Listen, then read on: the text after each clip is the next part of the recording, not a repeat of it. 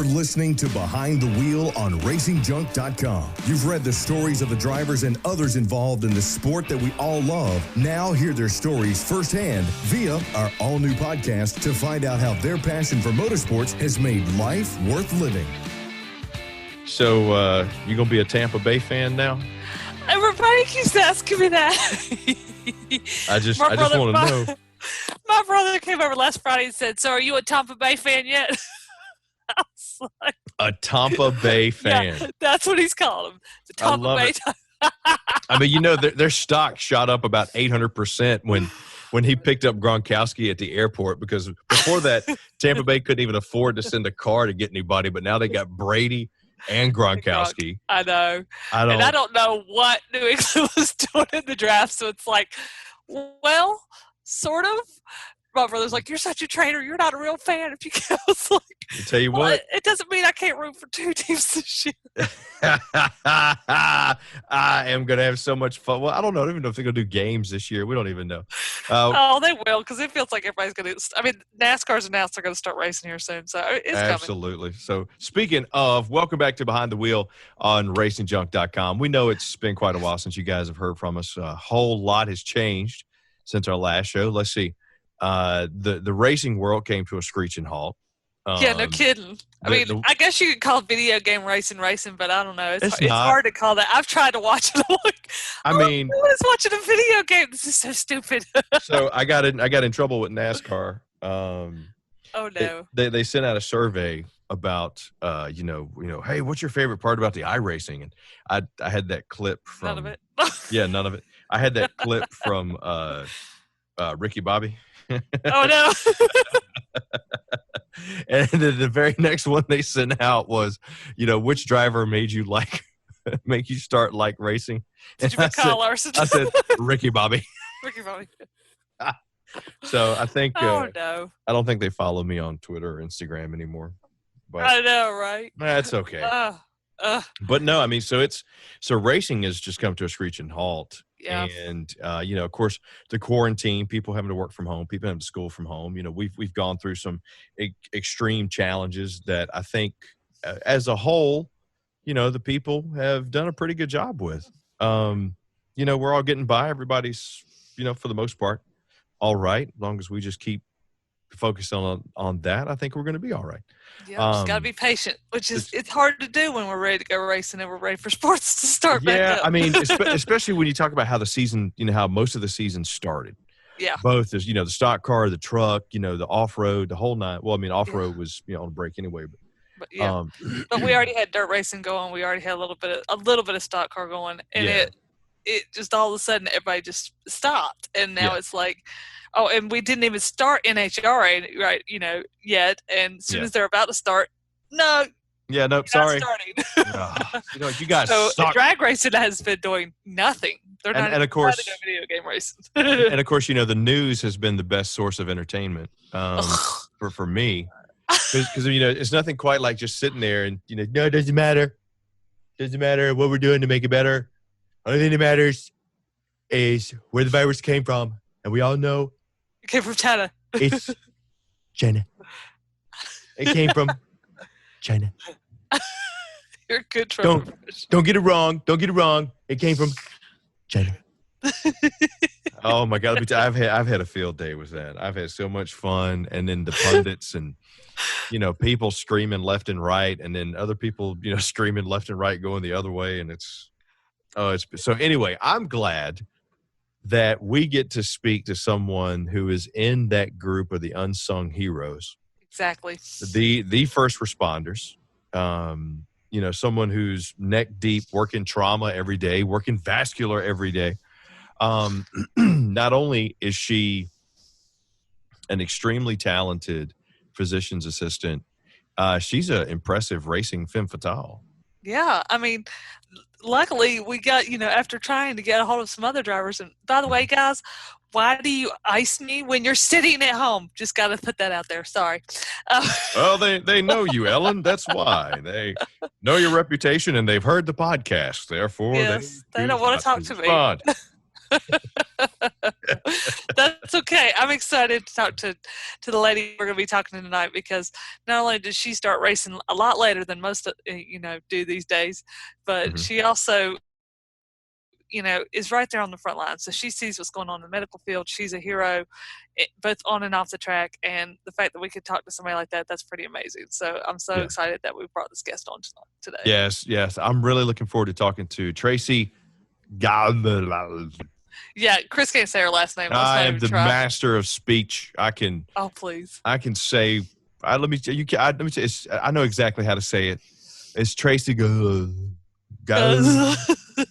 I think we're gonna let her pronounce it. Let me tell you what. No, I got it. I nailed it. So we're gonna take a quick break and come in right back. Our guest, Tracy Gaudu. Yeah, you don't get her last name. But I do like hot dogs. Okay, so here we go. We'll be right back with Behind the Wheel on RacingJunk.com. Hang on. Attention racers, race fans, and gearheads. If you're looking to buy, sell, or trade the stuff that stokes your engine, then check out RacingJunk.com.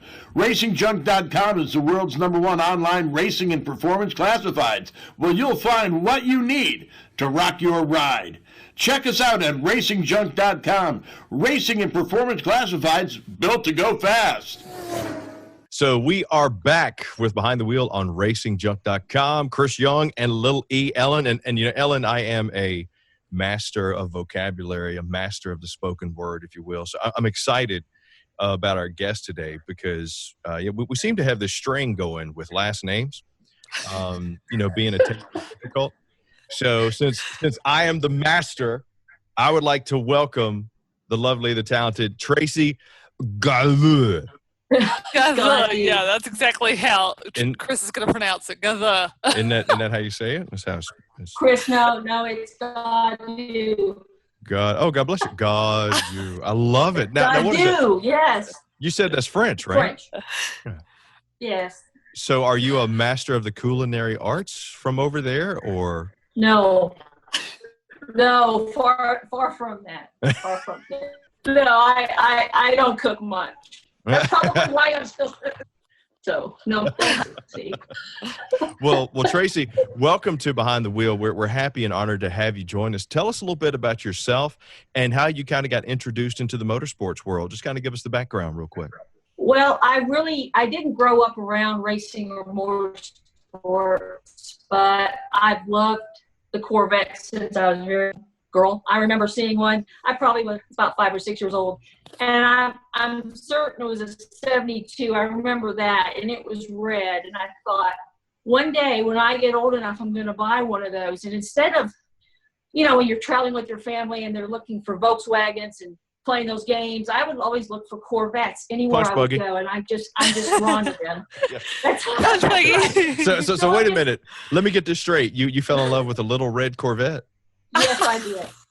When I was a little reference, love it. I had at least once a show. I have to get a Prince reference in, whether I call it out or not. Oh, I love it. Well, he really does that for me, Tracy. You fell in love with a little red Corvette. Yes, I did. I know you love that.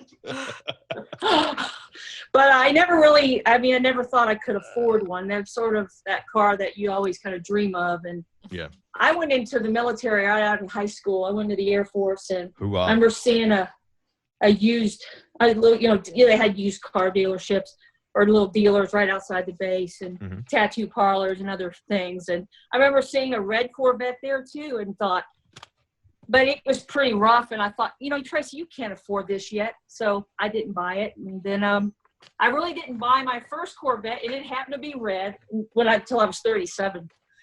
And then quickly joined the local Corvette club, which was, I lived in Austin, Texas at that time. So it was Longhorn Corvette Club, and nice. I just loved car shows because I could sit around and talk about Corvettes to people who loved them. And then I got pretty good at being a waxer, as they call it. So then we all wanted to go drive, and then it kind of morphed into doing autocross. I'm a pretty competitive person.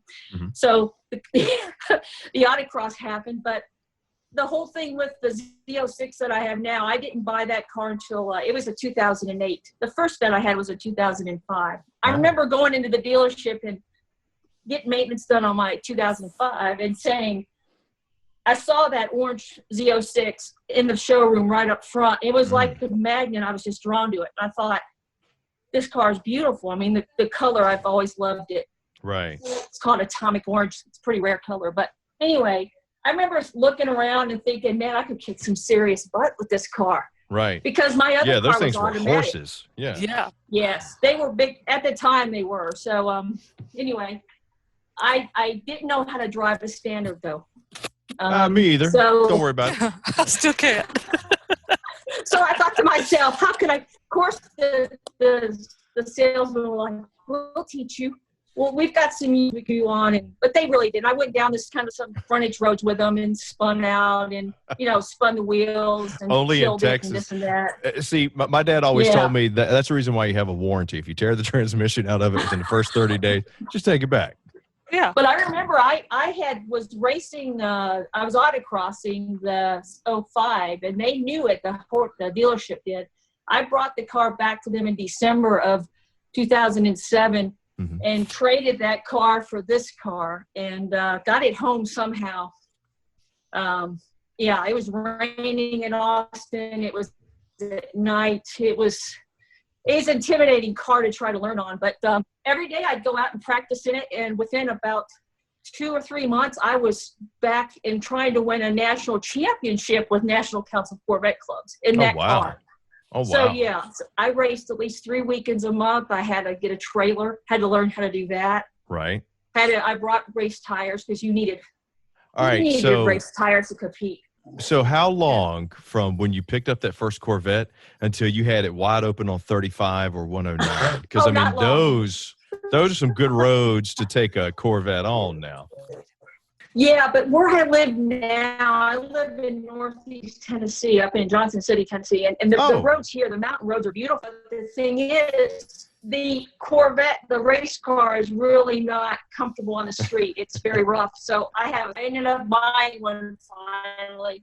It wasn't, and that's what I finally did get my 72 Corvette. Nice. Oh. So that's my story about the Corvette. I don't know what it is, but I love them. And I was going to say, why Corvettes versus anything else? I was going to ask the same question. Now, granted, I've seen Stingrays. I used to love the ones that had the pop-up lights, like those early 70s, those mid-70s models. Yeah, that's the one I've got. But, you'll see a 65 fastback, or, you'll see like one of those old school Porsches or something like that. So why the Corvette versus everything else? I just think it's the best. I think it kicks ass. It makes me feel like queen of the track whenever I'm in that car competing against these other guys.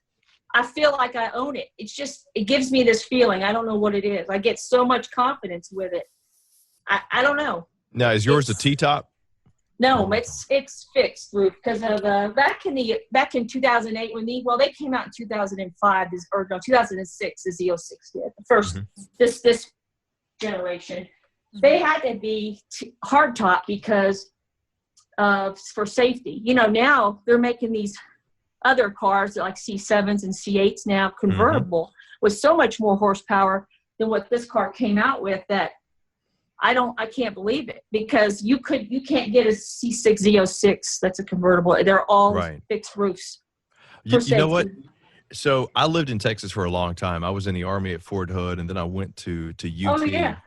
And by the way, thank you for your service. Appreciate it. Yes. Thank you. So my buddy at the time who worked for a dealership had a white C6.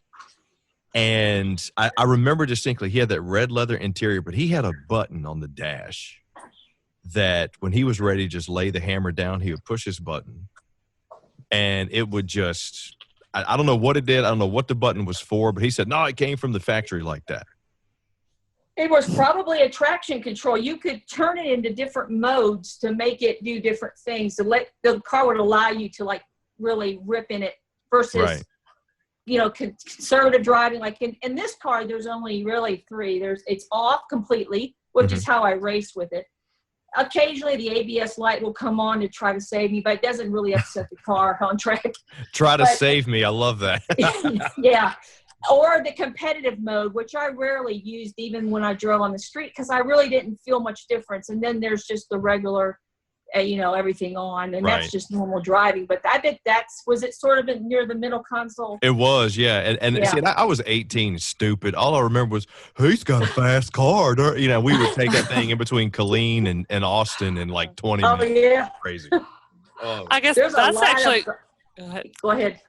I was just going to say that brings up a good point.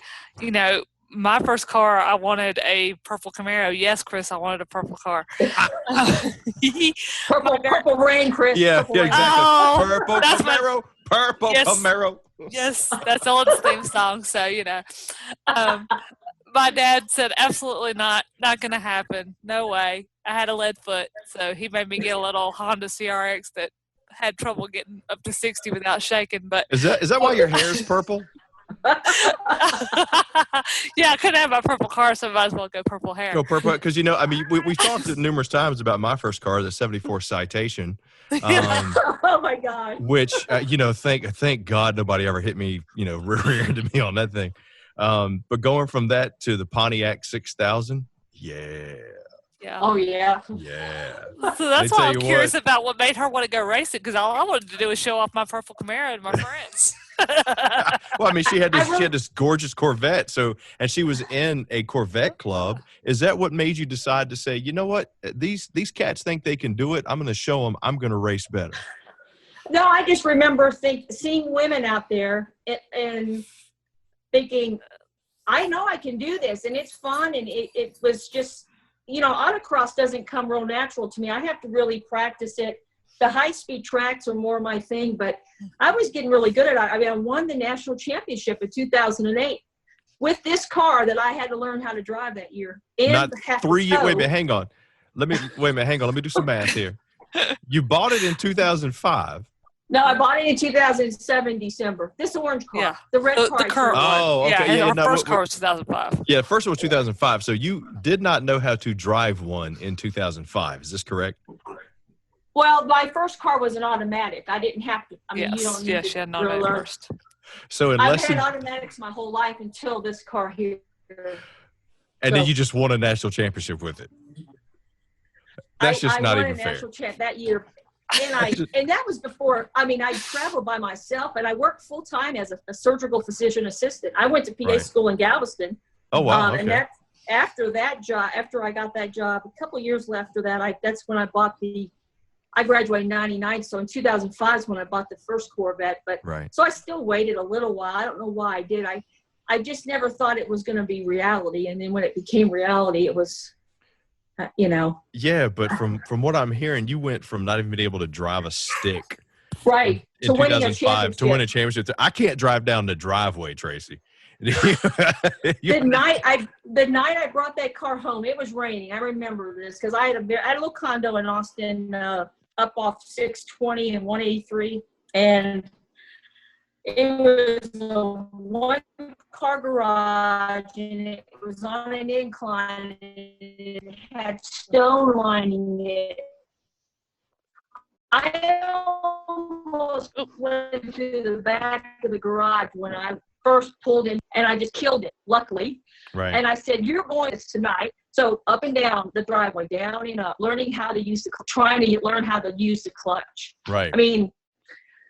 It was challenging, but I was pretty determined because I just wanted to win that championship, and that was going to be hard. I knew, but I thought I could do it. And it was hard, but I did it. So that was one of my best, I guess, accomplishments I've ever done. Yeah, absolutely. Tell me about that. Tell me about your very first ever race, since you didn't grow up in racing, all the way to, what was the preparation to go from that to winning a national championship? The first race really in the championship year was in Florida, in Lakeland, Florida. So I'm traveling now from Austin, Texas with a trailer, and it took me hours to learn how to tie it down. My dad thought, Tracy, just practice towing in Texas first. Don't go so far. I said, I'd have to. It's the first race. So I drove all the way there. And I remember when my dad would tell me, now, you need to shift before you hit 2,000 RPM to save gas. Okay, my dad's not a car guy, obviously. So my first race, my first autocross, I was shifting what they call short shifting. Didn't know what I was doing. I was just doing what my dad told me. I wasn't trying to save gas. I was just trying to, that's how I learned how to drive the car.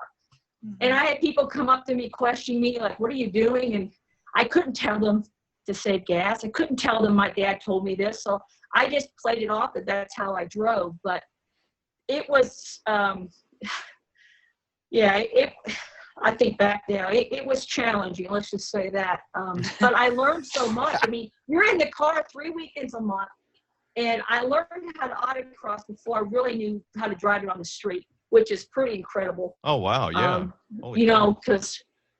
But I don't know, but I always liked the high-speed events because National Council of Corvette Clubs did high-speed events here and there. And there's a couple of tracks that I have a special place in my heart, like Hallett out in Oklahoma, and also Rolling Road in Savannah. I would travel from Austin all the way to Savannah to race there every Thanksgiving weekend for about 10 years. I did that. So I just found that I liked the high speed better. I felt like I had more. I'm not aggressive. I am kind of an aggressive driver, but I'm not crazy. You know what I'm saying? But I just seem to do better at the high speed. So. Hey, nothing wrong with that. what I'm hearing is like the Sammy Hagar song, "You Can't Drive 55," and you might not be the one to be driving if someone else is in the vehicle, is what I'm hearing.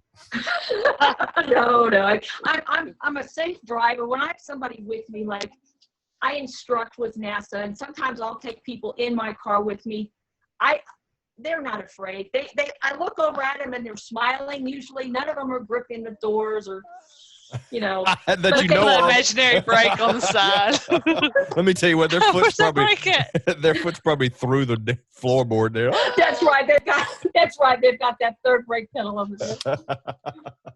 That's what's going to happen to Chris when his kid starts driving. That's for sure. Oh Lord.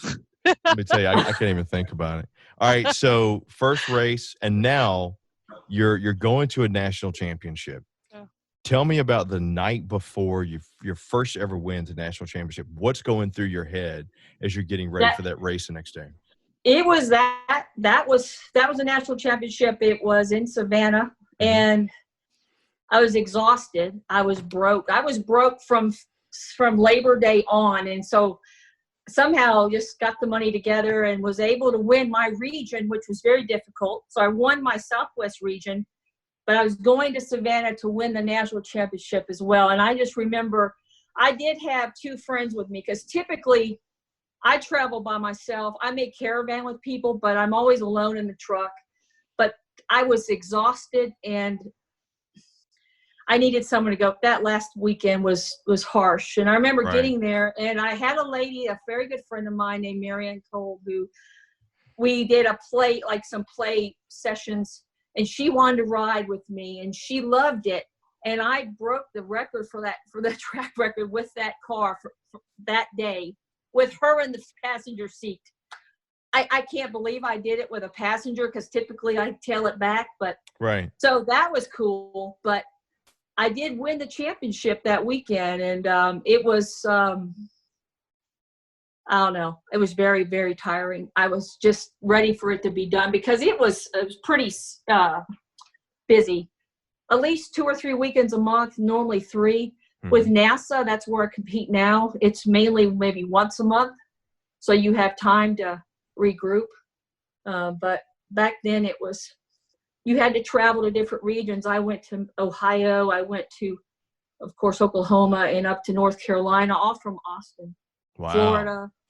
I mean, all over. And I was towing with a little Toyota Tacoma at the time. Oh my God. The same trailer I've got now, and it's an open hauler, a rollback trailer.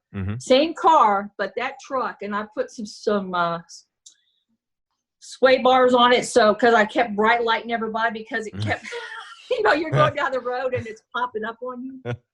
But that was harsh. And that truck just went over 300,000 miles. But again, I don't tow with that truck. It's been long retired, but Right. There's a lot of memories in that truck because back then there wasn't Facebook or social media really, and I felt really alone out there. I would call people, but it was. I had a little map. I would print out MapQuest or sheets off the computer of where I was going my next event. And I'd get off work on Friday, try to get off as early as possible, drive all night to like Tupelo, Mississippi. I remember not remembering some of that trip. I'd get to the hotel parking lot at like 6 a.m., check into the hotel, go right out to where they were, we were going for the driver's meeting. I remember that was tough. I mean, I had to work full time. So it was, that alone, a lot of times, a lot of those folks who run for championships are either retired or they're, they just have vacation or time. And I just didn't have time. I talked to my boss about it, but it was, he was okay with my boss was okay with that for about 2 months. They got tired of you racing. He was like, you can't be off to do this. So it was hard. It's easier to work with somebody who understands it. But sometimes anyway, not always, but sometimes if you bring them to a race, that helps them understand, I'll be honest. But so you mentioned racing, you started racing more on a regular and of course, trying to get off work to do it. What has been one of your favorite success stories so far? Oh, when I won the time trial TT1 championship last year. And where was that at? First full year in the in time trials and the southeast region. That's the region that I mainly compete in. I ran every event, and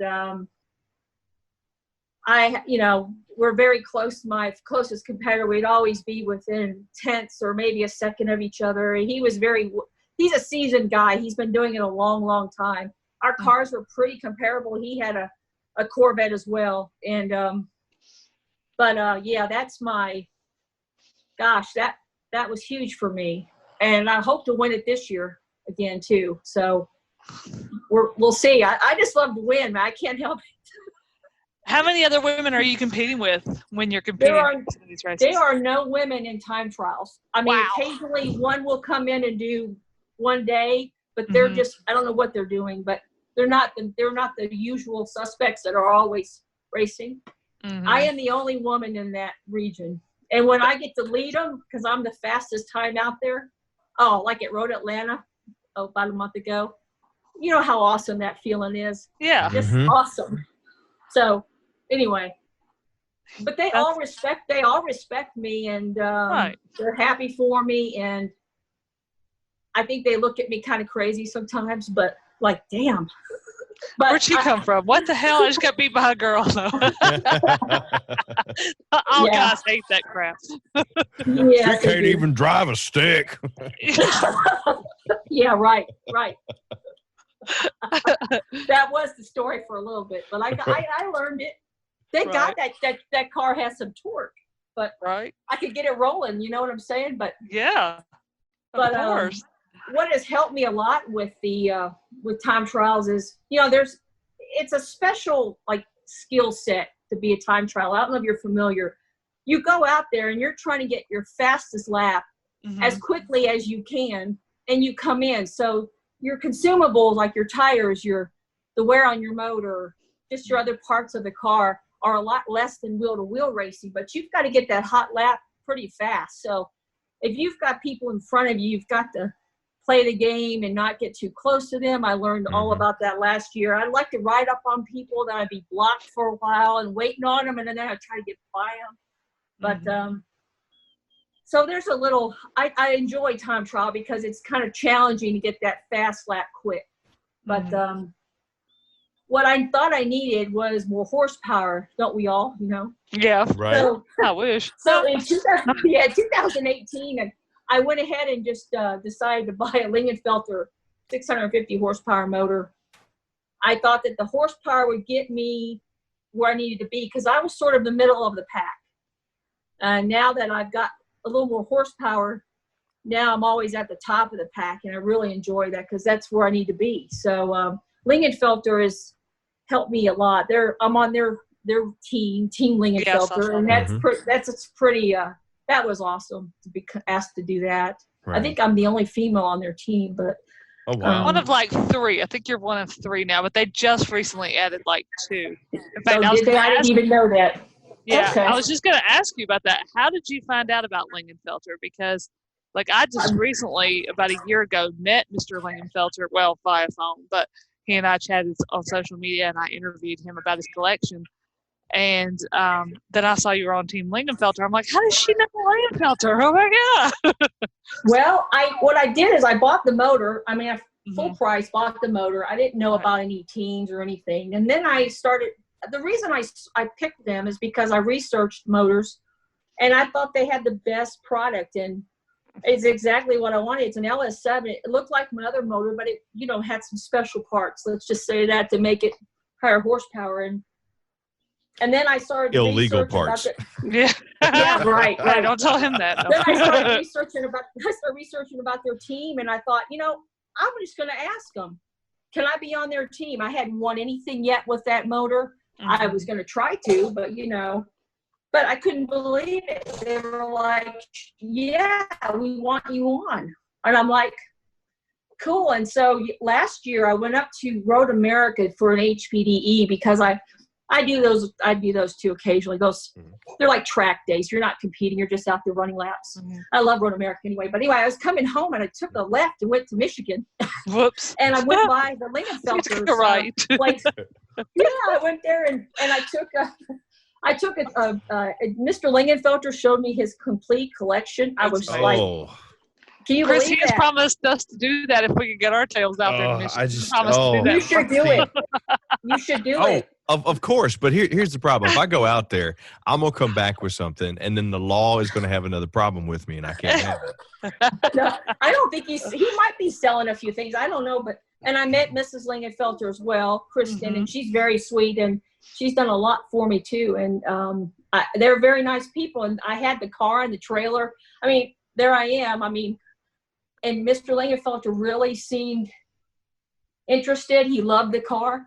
It was very cool. They could put a face and a name. We've met now. They only knew me through social media. So right.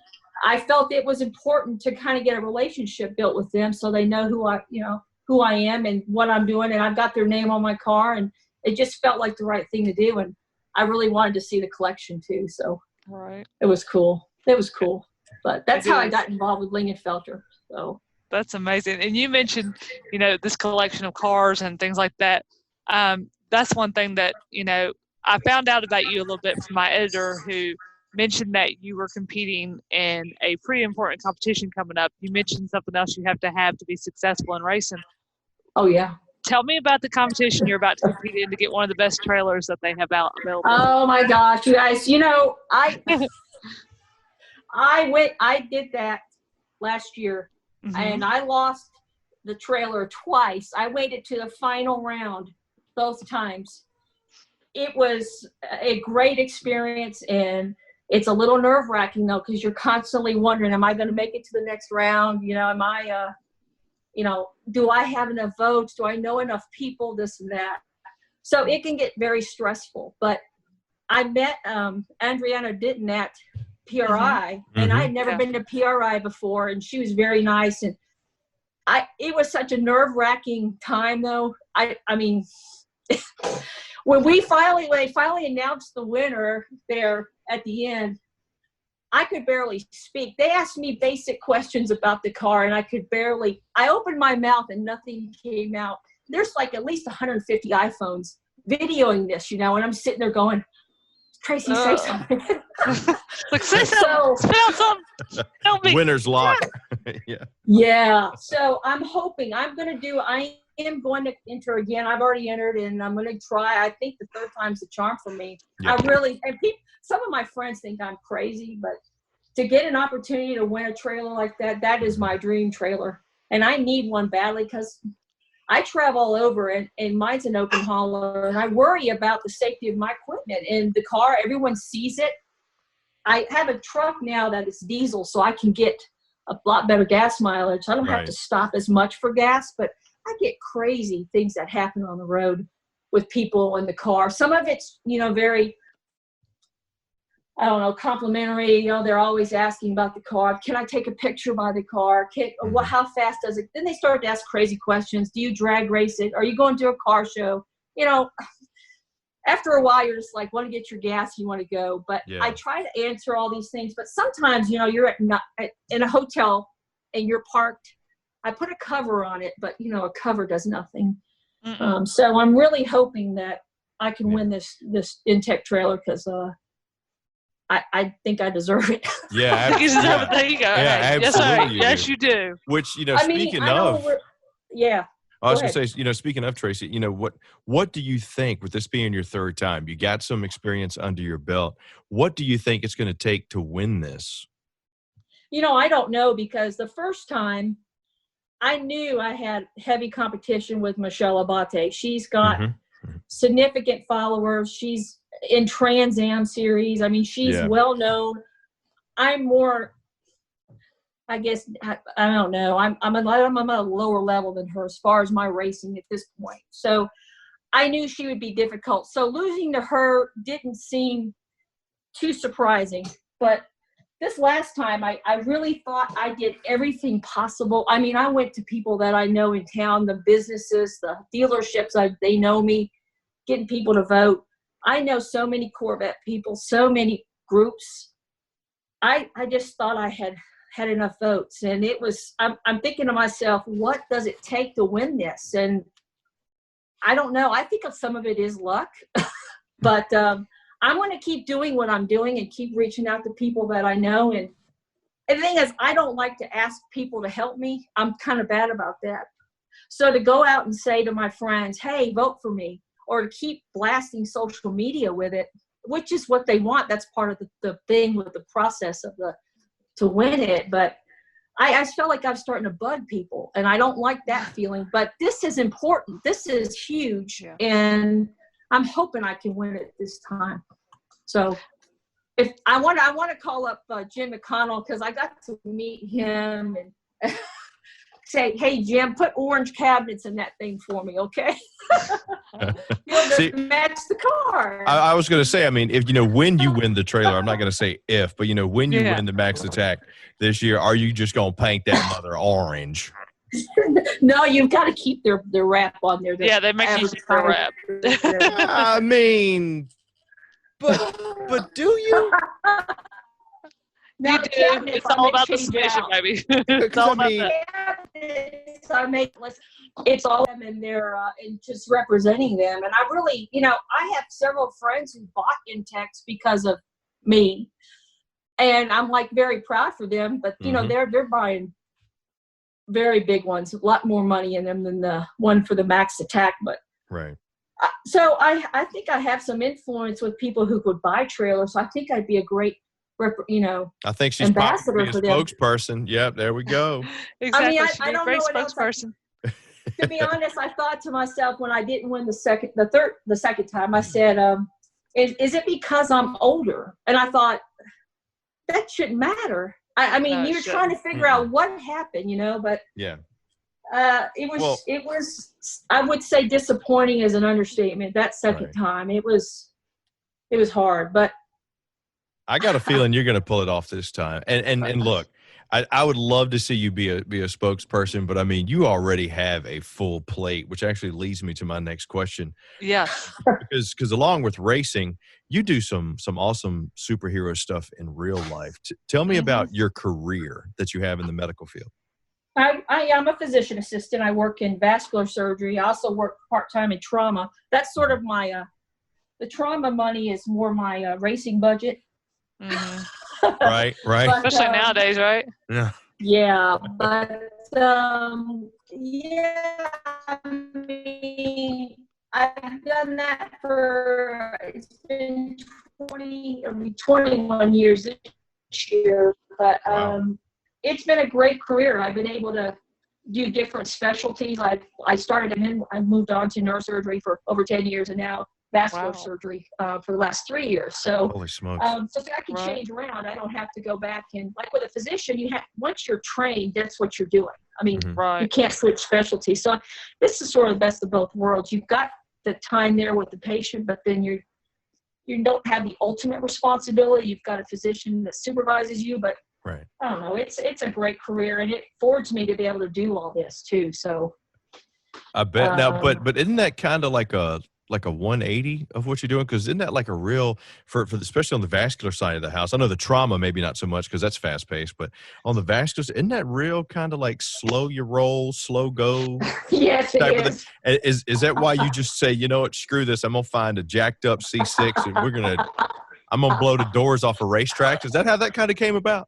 No, maybe not the slow. It's very it can be stressful in there. It's very high intensity, and I think that's what it is about surgery that I like so much. Right. High intensity. Things can go bad quickly, and same thing with racing. If you think about it, it's high intensity. Things can go bad quick. You just got to adjust it. I'm very calm out the track. When something goes wrong, if I'm sliding off the track, I don't freak. You just try to get the car slowed down, and I don't panic. And I think my job has helped me kind of move that to the driver's seat of the car, because I don't panic out there. I was going to ask you about the correlations, because I mean, you're in a high stress environment 24 hours a day now. Yeah, and especially now. But the car just makes me relaxed. I don't know what it is. You would think it wouldn't be, but there's something that gives me a release with that car. I just enjoy it. Well, I mean, okay, so let's see. All right, so vascular surgery, the trauma, the release of holding a death machine at 200 miles an hour. Yeah, that would make me calm too, Tracy. It actually does. I think anybody who slides behind the wheel slightly, believe it or not, feels relaxed. No, I think you're a superhero. That's what I. Yes. Oh, heck yeah. She needs a cape. She needs an orange cape.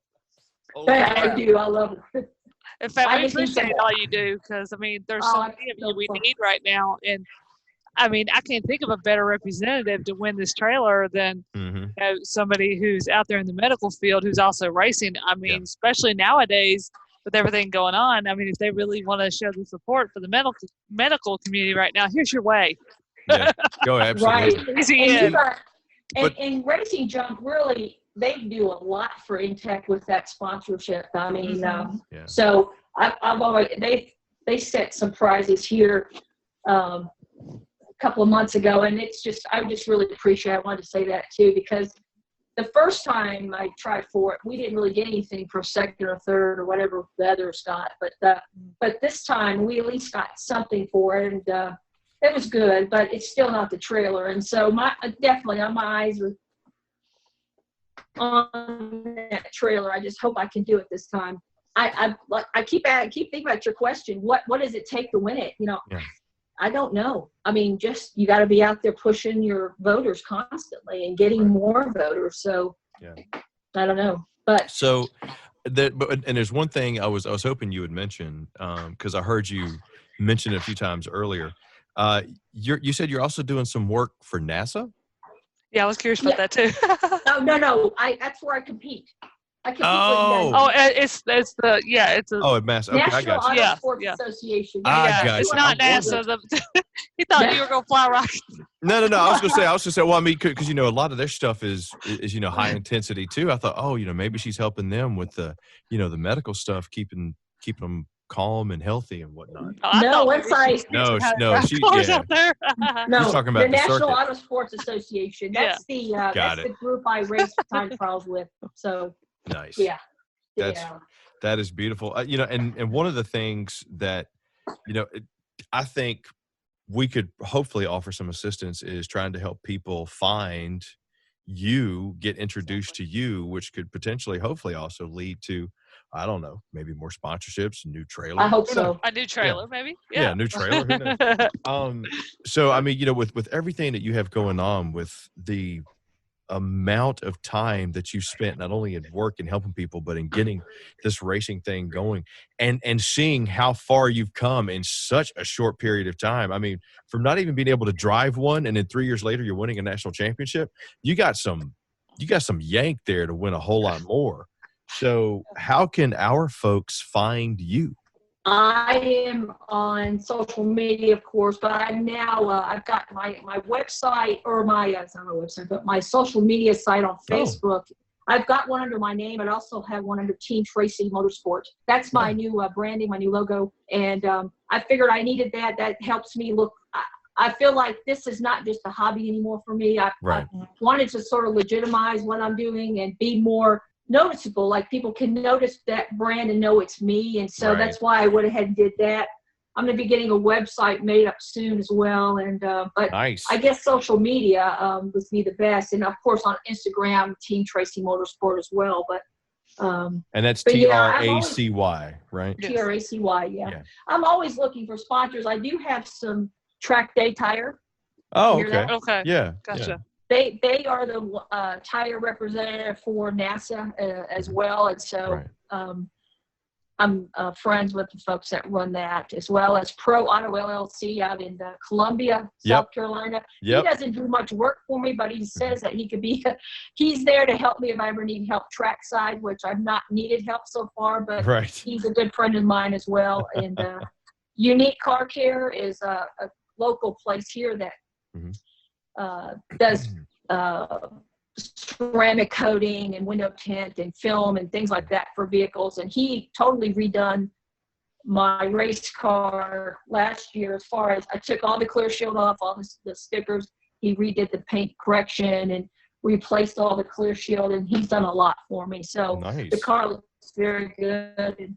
And G-Speed is one of my newer sponsors. I guess they've helped me out with new suspension because I was running on stock leaf springs and Johnny O'Connell shocks that I had put on in 2008. So they were 12-year-old shocks. So the car wasn't handling as good as it could at Road Atlanta, and I finally decided to buy the suspension, and they helped me out with that some. Nice. And Redline Ace is the other, my last sponsor that it's Ben Porter who runs that, and he helped me with my logo and branding. And he's a very good resource too. With Race Chick, a sponsor for, is that correct? Oh, Race Chicks. Okay. Yeah, Race Chicks. Yes. Yeah. Okay. Race Chick isn't, but I think Car Chicks, isn't she? I think they're a new sponsor for in tech for the sponsorship. They are. Yes, ma'am. Yeah, they are. Yeah, I think yes, so. Ma'am. Yeah. And awesome. Motul is too, which is good because I use Motul products. So, it's hard when you're trying to do this and to figure out how do you get sponsors. That's been kind of the learning curve for me as well. First off, you buy something that they make or promote, and then you show them you can win with it. And I think that does help. And if you need further things, they help you out. But you've got to show them that you can do things for them as well. And that's the whole thing. And the promotion of their products, I think, is the best thing you can do. And I've heard that winning doesn't really matter, but I think it does matter. Yeah, if you win, I mean, that's important to a sponsor. So that's what I've got going for me is I'm winning, and I want to keep the winning up. So, well, I got to tell you, one of the things that I've picked up on in talking to you is, you absolutely will continue those winning ways. Exactly. And I'm going to put my money on you for the Max Attack. I mean, I think you're gonna. You pull that out. Girl. Yeah. We're gonna vote for you. Yeah. You need to vote for me. We will vote for me when it comes time in September. Look, you're breaking up on us, hon. We can't hear you. I appreciate that. I don't know what else. I mean, I really pray I do. I pray I can win that. That'd be awesome for my whole racing. I don't even, it's hard to even talk about that. Can you tell? It's still pretty fresh what happened in December. Can you tell? Yeah. Oh, absolutely.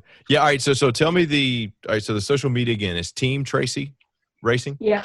Team Tracy Motorsports. Team Tracy Motorsport. Team Tracy Motorsports and Instagram, Facebook.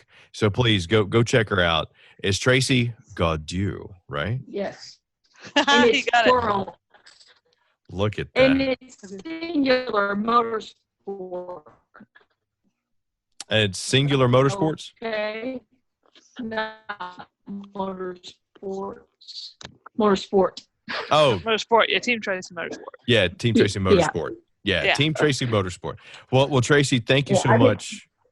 I appreciate you. Yeah. Let me tell you, you are an inspiration. I don't know. I don't even think you sleep. I don't know where she sleeps either, or like how she sleeps, like how she finds time to. I don't understand. I don't know what drives me to do this, but I just want to keep doing it. It's just something that I can't stop. It's hard to explain, and I've been thinking about what I'd say to you. I know you'd ask me these questions, but I just love it. I'm looking at the car right now going, I can't wait to get back out there. Yep. Yeah, I don't even know how people are dealing with it right now that are normally racing or having to stay home. Like, I can't drive that car. Yep.